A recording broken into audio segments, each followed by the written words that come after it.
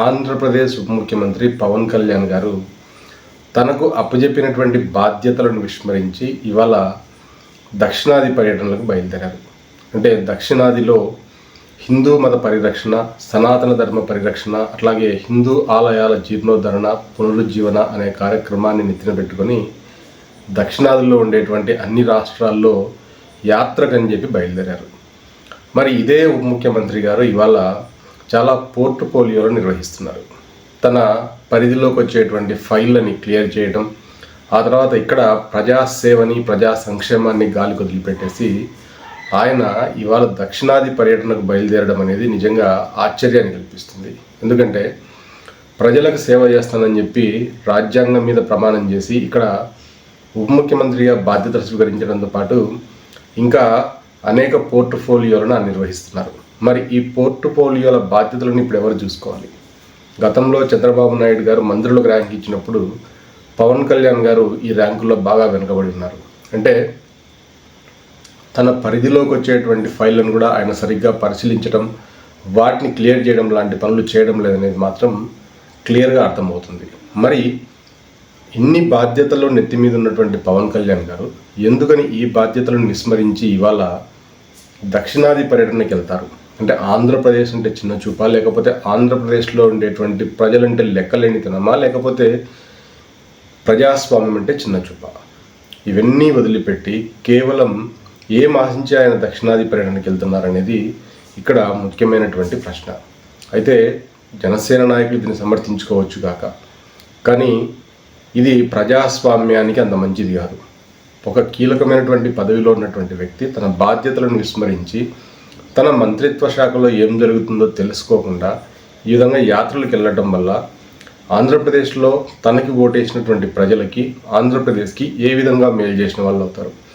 ఇది రాజకీయాలకు అతీతంగా ఆలోచించాల్సినటువంటి విషయం. ఎందుకంటే ఇంతవరకు ఏ రాష్ట్రంలో అయినా ముఖ్యమంత్రులు కానీ మంత్రులు కానీ బాధ్యతలు స్వీకరించిన తర్వాత కష్టమో నష్టమో ఓడ్చి ప్రజలకు ఎంతో కొంత చేయాలని చెప్పి వాళ్ళ ఛాంబర్లో కూర్చొని ప్రతిరోజు ప్రజా సమస్యలను వింటూ ప్రజలకి తమకు చేతనైనంత వరకు సహాయం చేయడానికి ప్రయత్నిస్తుంటారు. మన ఉప ముఖ్యమంత్రి గారు ఇక్కడ బాధ్యతలను పూర్తిగా గాలికి వదిలిపెట్టి విస్మరించి ఇతర రాష్ట్రాల పర్యటనకు వెళ్ళడం అనేది నిజంగా ఒక బుద్ధి లేని చర్యగా మనం అనుకోవాల్సి వస్తుంది. ఎందుకంటే బాధ్యతలను పూర్తిగా విస్మరించి ఆ బాధ్యతలతో నాకు సంబంధం లేదు, అసలు నేను మంత్రినే కాదు అన్నట్టు వ్యవహరిస్తూ ఈ విధంగా పర్యటనకు వెళ్ళడం అనేది చాలా అర్ధరహితం. ఈ మధ్యనే మీడియాలో కూడా గమనించాం, ఒక రాష్ట్ర ముఖ్యమంత్రి ఒక ఉప ముఖ్యమంత్రికి ఫోన్ చేస్తే కూడా ఫోన్లో ఆన్సర్ చేయకపోవడం అనేది పవన్ కళ్యాణ్ గారి యొక్క బాధ్యతారాహిత్యానికి నిదర్శనం. అంటే వీళ్ళిద్దరి మధ్యలో ఏమైనా అవగాహన లోపం ఉందా, లేకపోతే ఏవైనా విభేదాలు ఉన్నాయా అనేది తర్వాత విషయం. వీటి మీద ఏ ఒక్కరికి సరైనటువంటి అవగాహన లేదు. కానీ ఫోన్ చేసిన తర్వాత కూడా ఒక రాష్ట్ర ముఖ్యమంత్రి ఫోన్ చేస్తే కూడా ఆన్సర్ చేయలేనంత, లేకపోతే మళ్ళీ ఫోన్ చేయలేనంత బిజీగా ఉన్నారా, లేకపోతే అసలు ఈ ముఖ్యమంత్రిని మీరు లెక్క పెట్టడం లేదా? కాబట్టి పవన్ కళ్యాణ్ గారు ఈ రాష్ట్రంలో మీకు జనాలు ఓటేసి మిమ్మల్ని ఎన్నుకున్నారు, మీ పార్టీ తరఫున ఇంకా 20 మంది ఎన్నుకున్నారు.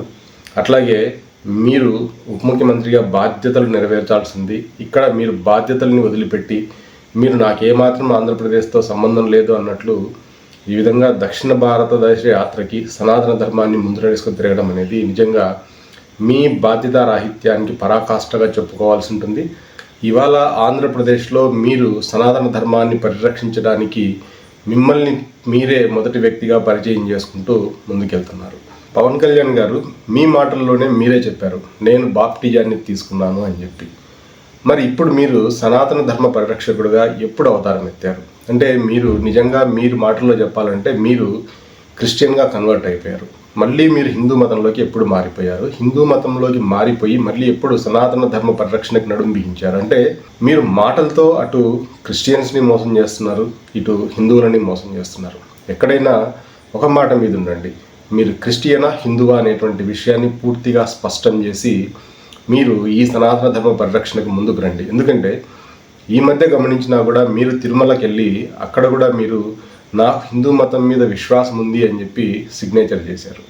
అంటే అప్పటికి కూడా మీరు క్రిస్టియానిటీని ఫాలో అవుతున్నట్లే. ఎందుకంటే తిరుమల దర్శనానికి వెళ్ళిపోయినప్పుడు అక్కడ ఇతర మతస్థులు ఎవరైనా సరే దర్శించుకోవాలి అంటే అందులో సిగ్నేచర్ చేయాలి. మరి అక్కడ ఎవరు అడగకుండానే మీరే ఆ రిజిస్టర్లో సైన్ చేశారు అంటే ఇప్పటికి కూడా మీరు క్రిస్టియానిటీని ఫాలో అవుతున్నట్టే లెక్క. కాబట్టి ఇక్కడ మీరు జనాలను మభ్యపెట్టి ఓట్లు దండుకోవడానికి ఏవో చీప్ ట్రిక్స్ ప్లే చేయడం అనేది అంత సరైనటువంటి పద్ధతి కాదు. కాబట్టి మీరు ఇంకా క్రిస్టియానిటీలోనే ఉన్నారా, క్రిస్టియానిటీని వదిలిపెట్టి మళ్ళీ ఘర్ వాపసీ అయ్యారా? ఇది మీరు స్పష్టమైనటువంటి వివరణ ఇచ్చి మీరు సనాతన ధర్మ పరిరక్షకుడిగా ముందుకెళ్ళండి. అంతేగాని మీరు ఏ ఎండకి ఆ గొడుగు అన్నట్లు మాట్లాడడం అనేది మాత్రం సరైనటువంటి పద్ధతి కాదు. కాబట్టి రాజకీయాలలో విశ్వసనీయత అనేది చాలా ముఖ్యమైనది. ఈ విశ్వసనీయతను మీరు కోల్పోతే మాత్రం రాజకీయంగా మీరు పూర్తిగా వెనుకబడిపోవాల్సి వస్తుంది. కాబట్టి మీరు ముందుగా సనాతన ధర్మ పరిరక్షకుడిని అంటే మీరు తిరిగి ఎప్పుడు హిందూ మతంలోకి వచ్చారు, ఎప్పుడు క్రిస్టియానిటీని వదిలిపెట్టారు, దీని మీద మీరు సరైనటువంటి వివరణ ఇవ్వండి. దాంతోపాటు మీరు ఆంధ్రప్రదేశ్లో ఉప ముఖ్యమంత్రిగా బాధ్యతలు నిర్వహించాల్సింది. కాబట్టి మీకు ప్రజల అధికారాన్ని ఇచ్చినప్పుడు ప్రజలకు మేలు చేయడానికి ప్రయత్నించండి. ఇక్కడ ప్రజల బాధ్యతలను విస్మరించి ప్రజలకు చేయాల్సినటువంటి పనులను వదిలిపెట్టి అట్లాగే మీ ఛాంబర్లో ఉన్నటువంటి ఫైల్స్ని క్లియర్ చేయకుండా గుట్టలుగా పేర్కొనేలాగా చేసి మీరు నాకు ఆంధ్రప్రదేశ్తో సంబంధం లేదు అన్నట్టుగా వ్యవహరించడం అనేది కూడా సరైన పద్ధతి కాదు. కాబట్టి మీరు రాజకీయాల్లో దేనికైనా సరే రాజకీయాల్లో ఉండాలి అనుకుంటే ఏదైనా ఒక మాటకి స్టిక్ ఆన్ అవ్వండి.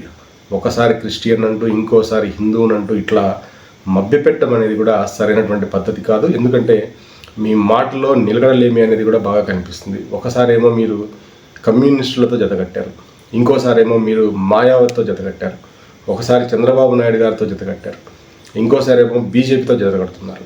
అంటే రేపు మళ్ళీ బీజేపీని వదిలిపెట్టి ఇంకో పార్టీకి పోరు అనేది కూడా నమ్మకం లేదు. కాబట్టి ఈ రాష్ట్రంలో ఇంత తక్కువ సమయంలో ఇన్ని పార్టీలతో అంటగాగినటువంటి వ్యక్తి మీరు. కాబట్టి ఏ పార్టీకి వెళ్తే ఆ పార్టీ గొప్పదని చెప్తూ ఆ పార్టీని ఆకాశానికి ఎత్తేయడం అనేది కూడా మీకే చెల్లింది. గతంలో మీరు ఒకసారి చెగువీరా భావాలు నాకు ఆదర్శం అని చెప్పుకున్నారు, ఆ తర్వాత ఇంకొకళ్ళు ఆదర్శం అన్నారు, ఆ తర్వాత ఇంకొకళ్ళు ఆదర్శం అన్నారు. మీరు ఈ విధంగా ప్రజలను మోసం చేయడం అనేది మాత్రం సరైనటువంటి పద్ధతి కాదు. కాబట్టి మీరు ఏదైనా ఒక స్టాండ్ తీసుకోండి, ప్రజలకు మేలు చేయాలనుకోండి. మీరు హిందువా లేకపోతే క్రిస్టియనా అన్నది ఇక్కడ విషయం కాదు.